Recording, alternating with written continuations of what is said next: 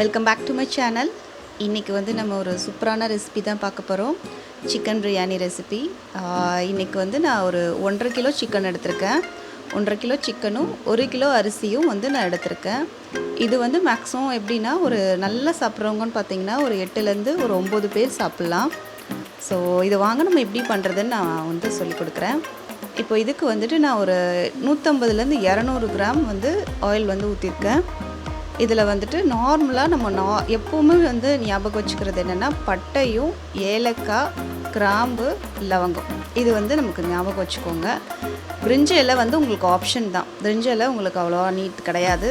ஆனால் வந்து கடற்பாசி கண்டிப்பாக போட்டுக்கோங்க. ஸோ அதை போட்டுட்டு நல்லா வதக்கிக்கோங்க.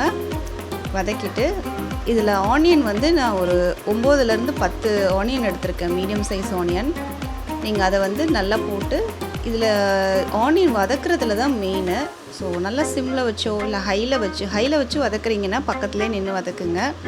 சிம்மில் வச்சு நீங்கள் வதக்கும் போது உங்களுக்கு ஒரு நல்ல ஒரு அரோமா இருக்கும். உங்களுக்கு அந்தளவுக்கு டக்குன்னு வந்து அடிப்பிடிக்க.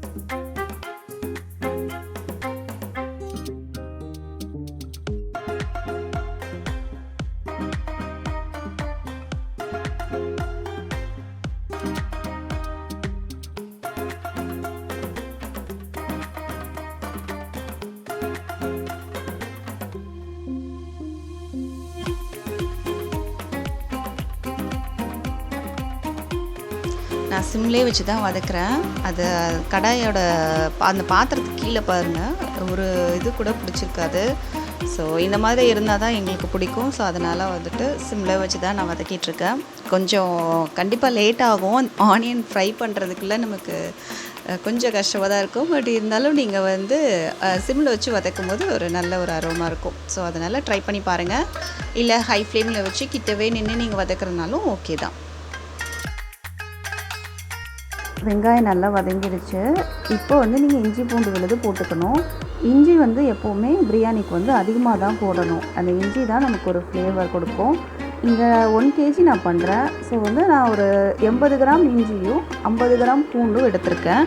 இஞ்சி வந்து எப்போவும் அதிகமாக இருக்க மாதிரி பார்த்துக்கோங்க. அதுதான் பிரியாணியோட டேஸ்ட்டு.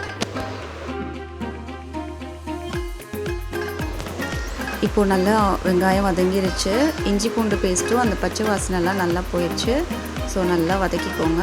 அடி பிடிக்காத அளவுக்கு அதோட மசாலாவை எடுத்து விட்டுக்கோங்க. ஏன்னா அது இப்போ அடி பிடிச்சிச்சுன்னா அது மசாலா எல்லாமே நமக்கு இல்லாத மாதிரி இருக்கும். இந்த ஸ்டேஜில் நீங்கள் வந்து கொத்தமல்லியும் புதினாவும் போட்டுக்கோங்க. இங்கே நான் வந்து ஒரு கட்டு வாங்குவோம் இல்லையா கடையில், அந்த ஷாப்பில் வாங்கினதை அப்படியே நான் வந்து வாஷ் பண்ணிவிட்டு கட் பண்ணிவிட்டு போட்டிருக்கேன். நீங்கள் வந்து உங்களோட தேவைக்கேற்ற மாதிரி நீங்கள் போட்டுக்கோங்க.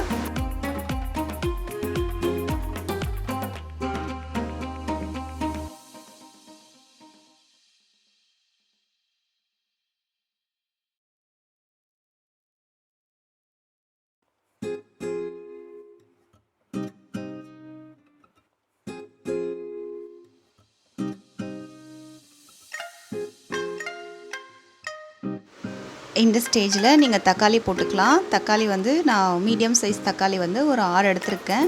பச்சை மிளகா வந்து ஒரு 4 போட்டிருக்கேன். உங்களுக்கு தக்காளி வந்து பெரிய சைஸாக இருக்குன்னா நீங்கள் ஒரு 4லேருந்து 5 தக்காளி எடுத்துக்கோங்க. ஸோ இது நல்லா வதக்கிட்டு நீங்கள் இது கூடயே நீங்கள் தயிரும் போட்டுக்கலாம். இந்த தயிர் வந்து நாங்கள் வீட்டிலே ப்ரிப்பேர் பண்ணது. இது நம்ம வீட்டில் ப்ரிப்பேர் பண்ண தயிர்னால் கொஞ்சம் நல்லா டேஸ்ட் கொடுக்கும். ஸோ இது நல்லா எல்லாத்தையும் நல்லா மிக்ஸ் பண்ணிக்கோங்க. இது மிக்ஸ் பண்ணிவிட்டு நீங்கள் அடுத்து வந்து ஸ்பைசஸ் போட ஆரம்பிச்சிடலாம். ஏன்னா ஸ்பைசஸ் வந்து இதோட சேர்ந்து வதங்கும் போது தான் அது ஒரு பச்சை ஸ்மெல்லாம் போகும். நீங்கள் சிக்கன் போட்டுட்டு அதுக்கப்புறம் நீங்கள் போடாதீங்க.